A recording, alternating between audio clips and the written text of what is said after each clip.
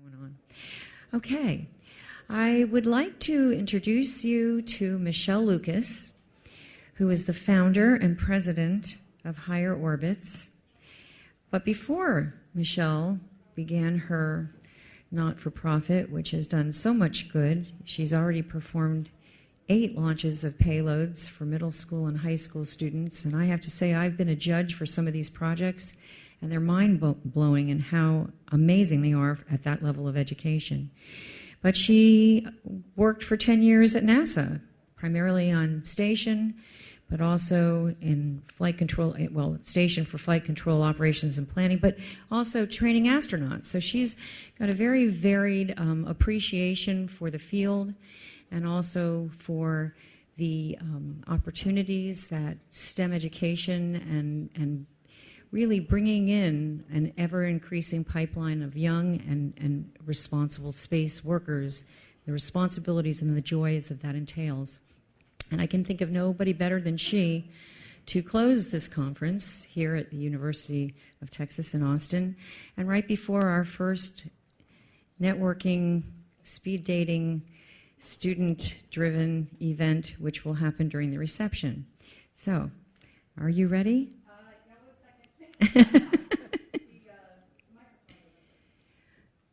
Well, this one does. And here she is. Not going to work. Hi. Sorry about that. I was wardrobe malfunction, trying to not have to carry this.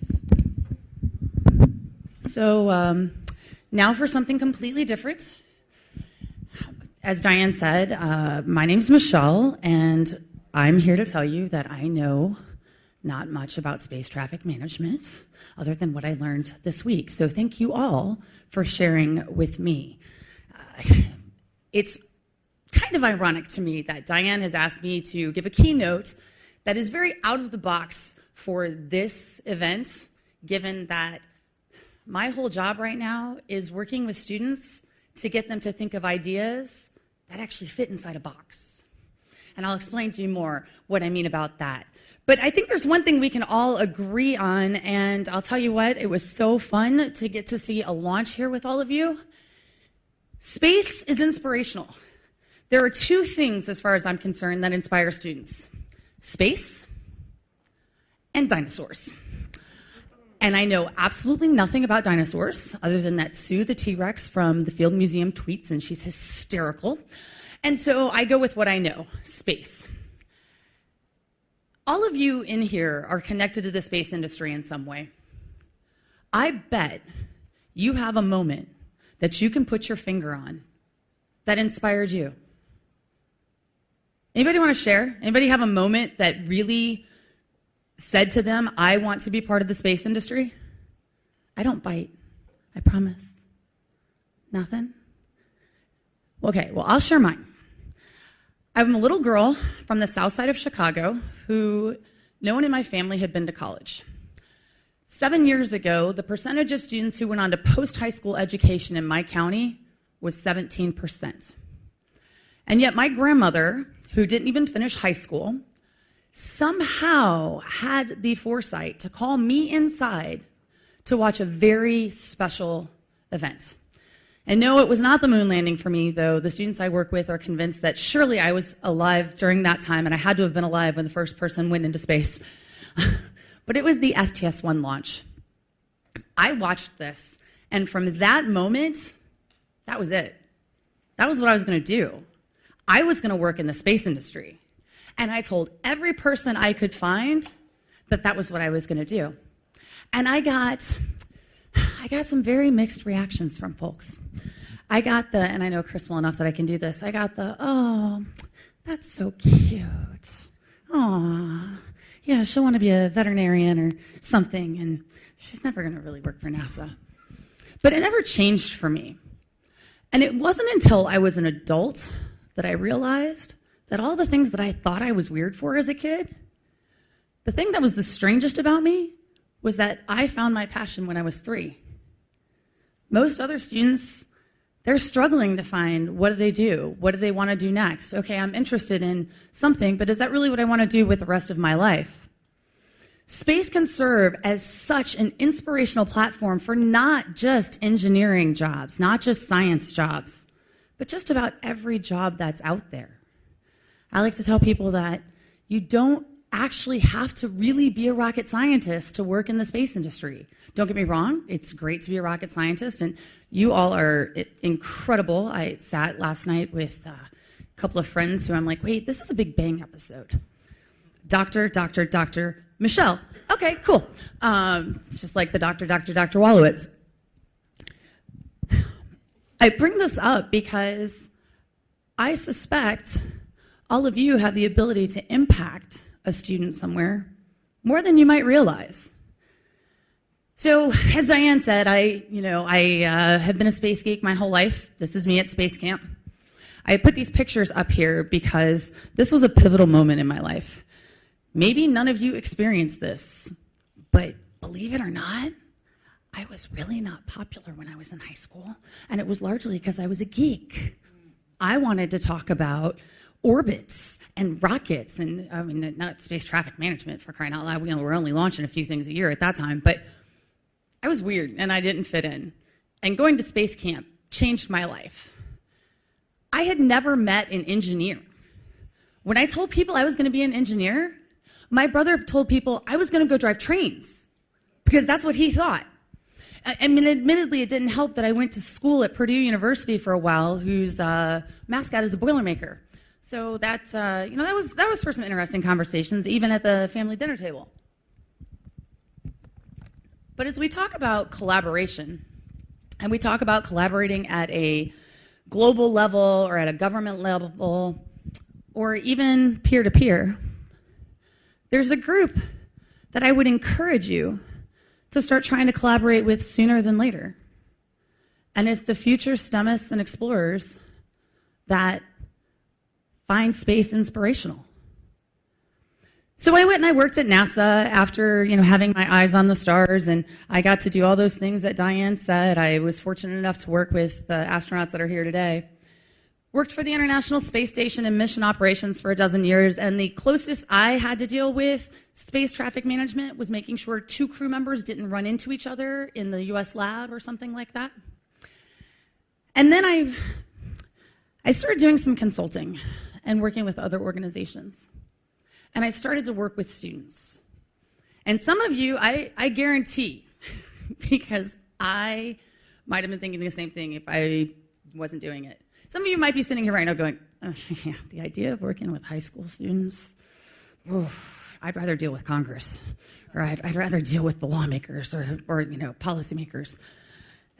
And I probably would have been in that same boat until I started doing it.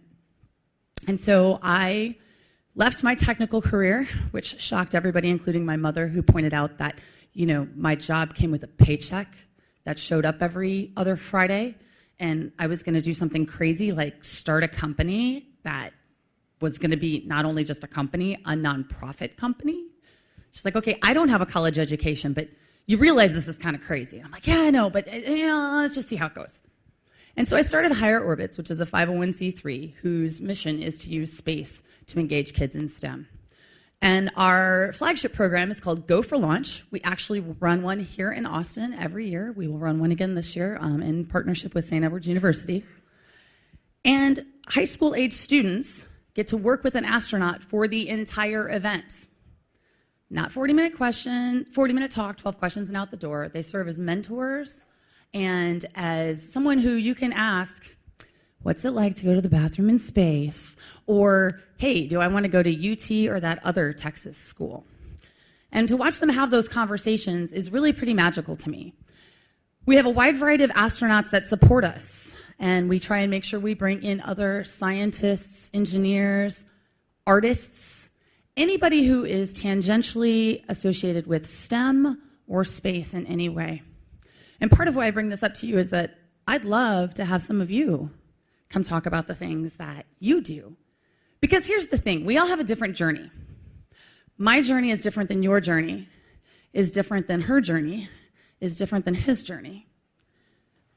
And I suspect if you plotted out your roadmap to getting to this seat today, it doesn't look like you thought it was going to look. And that's a really hard thing for students today to grasp unless they hear it from people who can tell them in firsthand experience. We watch students get frustrated. Let's face it, for some of us, okay, fine. For me, the chem, the calc, and the physics, they weren't easy. They were hard. And there were days where I was like, what am I doing? Am I crazy? For me, what kept me the drive was that I wanted to work in the space industry. I had found that passion. I had found that inspiration. But what about the students who don't find that inspiration? How do we bring it to them? Because the reality is that if you can't inspire students with space, we're doing something wrong. All right? There's just, it's cool. Watch a rocket launch. Everybody loves a rocket launch. They're working in teams.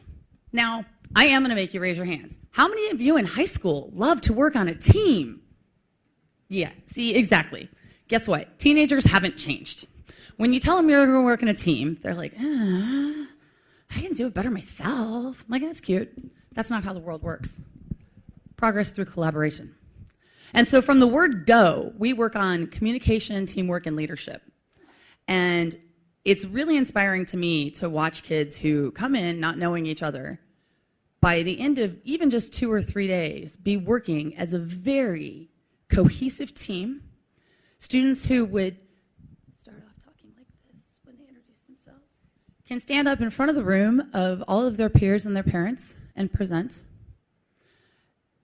And they feel safe and they feel inspired. Now, we work with high school students. And I'm going to tell you something that maybe unpopular with some folks, and that's okay. I'm good with that. As you may have noticed, I'm the person who is kind of a tell it like it is person, and that's good or bad, which depends on which side of the coin you're on. I have come to realize that high school students are actually some of the most underserved population across the country in STEM programs.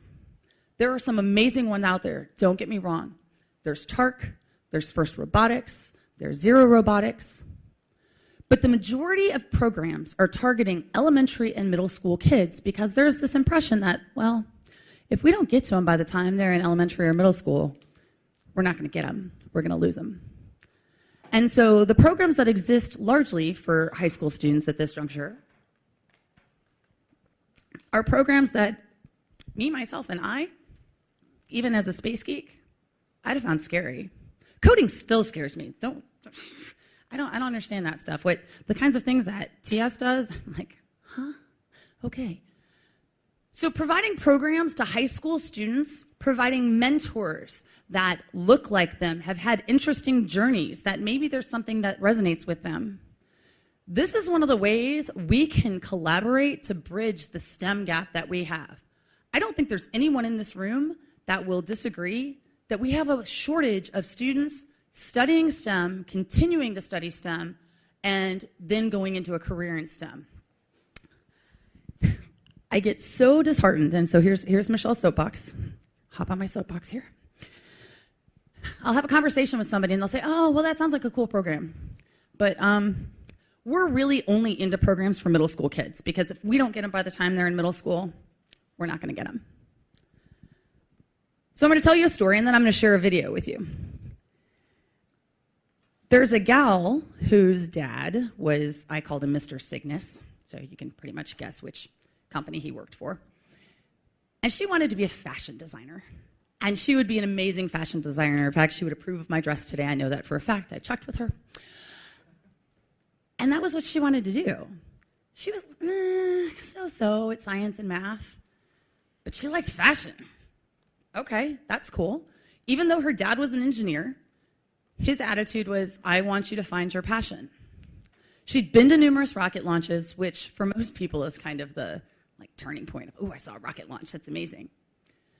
But it was a couple of years ago when we were sitting in a room watching Cygnus dock with the International Space Station.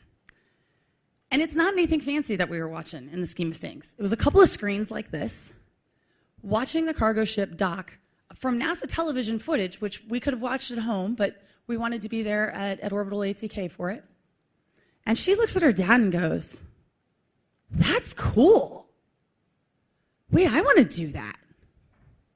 She was a junior in high school. She changed everything. She started taking more math. She took summer classes to up her math to where she needed to be.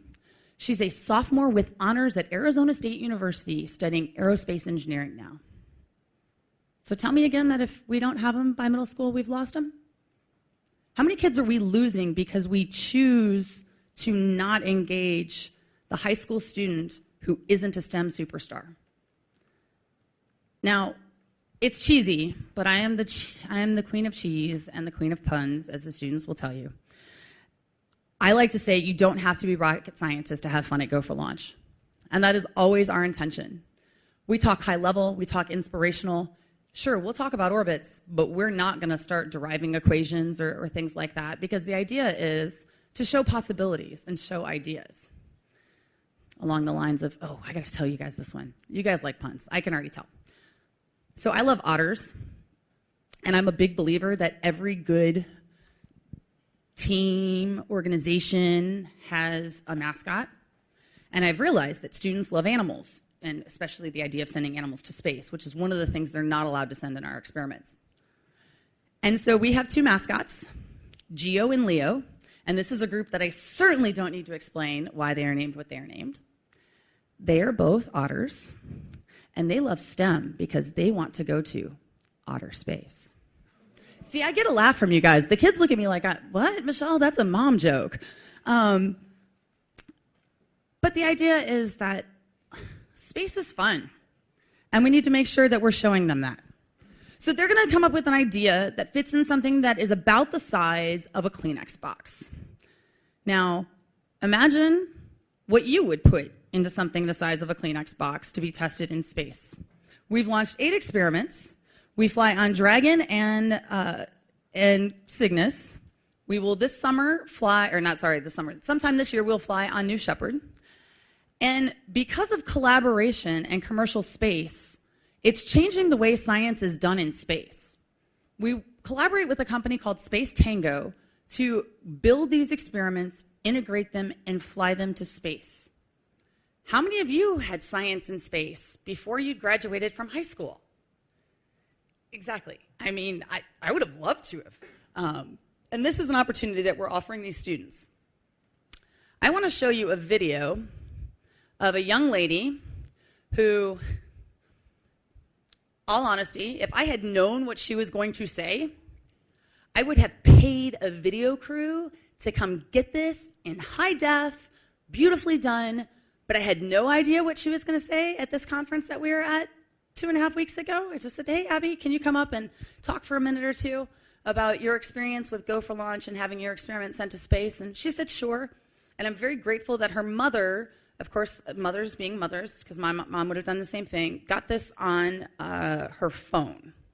And so this is one of those students that, as I told you the story of the fashion designer who was a junior and decided she wanted to be a rocket scientist, Abby's story is not that dissimilar.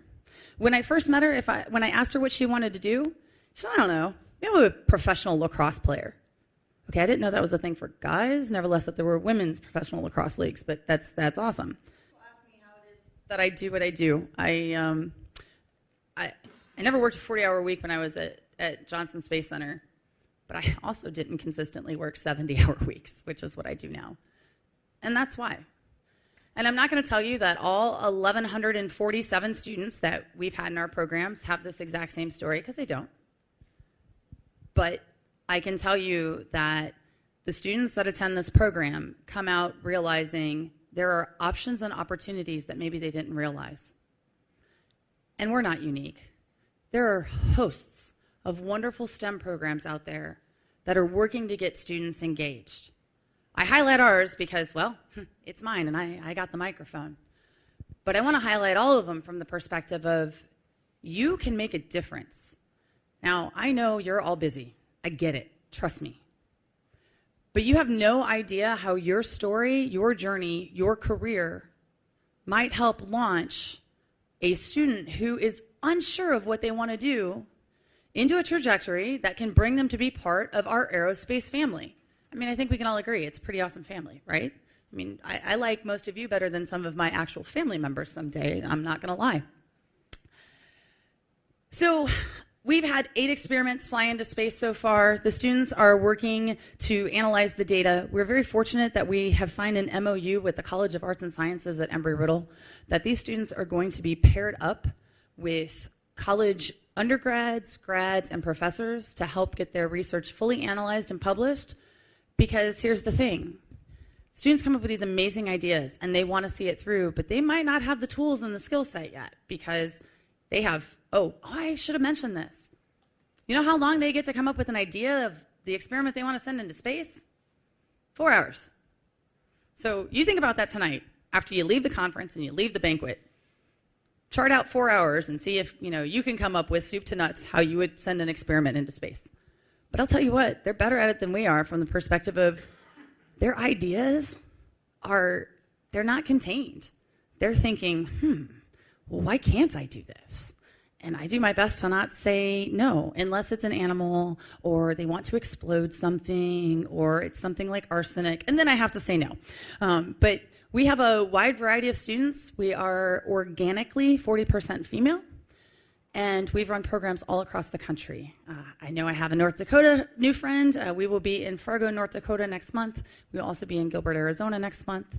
AIAA is here. This is actually the first place I'm going to announce this. AIAA has signed up with Higher Orbits for the Apollo series. We will run 6 Go for Launch events across the United States, 1 in every AIAA region. We pick a winner from each of the events. Those 6 events are competed against each other, and the overall winner will be announced at IAC in October, and their experiment will be flown to the International Space Station. And so I encourage you to reach out if you have even 30 minutes and talk to students. We have a great student networking event that Diane and everyone has set up for after this. Share your story. The things that we sometimes get, it's work. I know it's sometimes easy to forget we work in a really amazing industry. And maybe you don't forget it, but there are days where, let's face it, you're like, it's work. But to you, what's work might be the most fascinating thing to that 14-year-old who's still trying to figure out, what am I going to do besides play lacrosse? It's really magical to get to take these students to launches. I suspect many of you have seen a launch, and that is one of the wonderful benefits of this, is that we do take the students to launch. And who knows what's the next moment like this? It's kind of scary to think that it's been almost 50 years since this moment happened.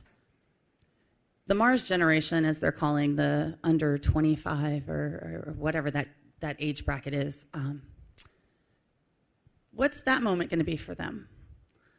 But it's different in some ways, because the jobs that they might be doing in the space industry might not exist now. They might be the jobs that you guys are talking about that need to exist and don't, as we talk about space traffic management.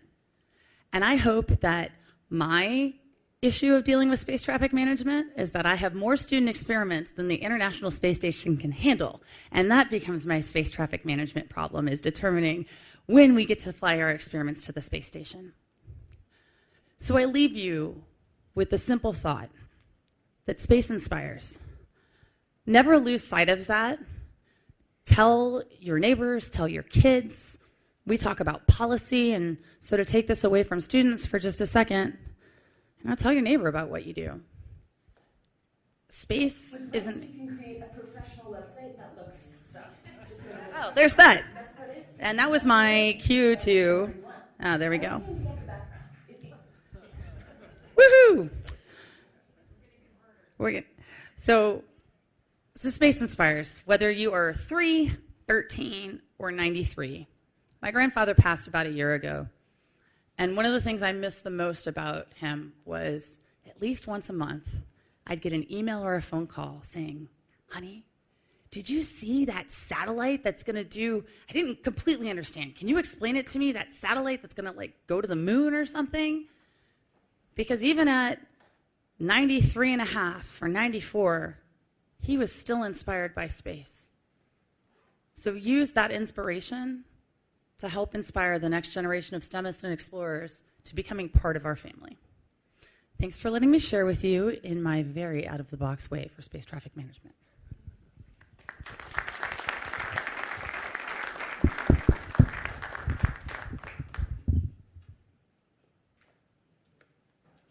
Wow.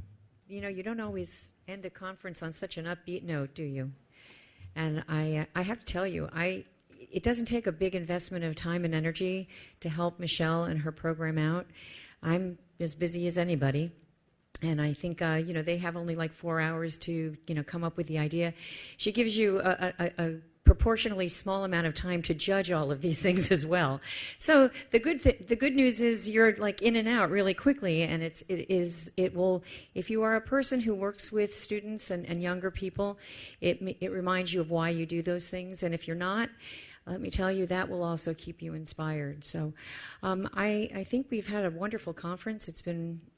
I'm so glad that you all came, and I'm so glad that we did this together. I had a young lady that I spoke to about a year ago in a Skype, and she was asking me about, somebody had made a comment earlier today about how there were like 20 to 50 different organizations all doing the same thing, and I don't know if that was hyperbole or not.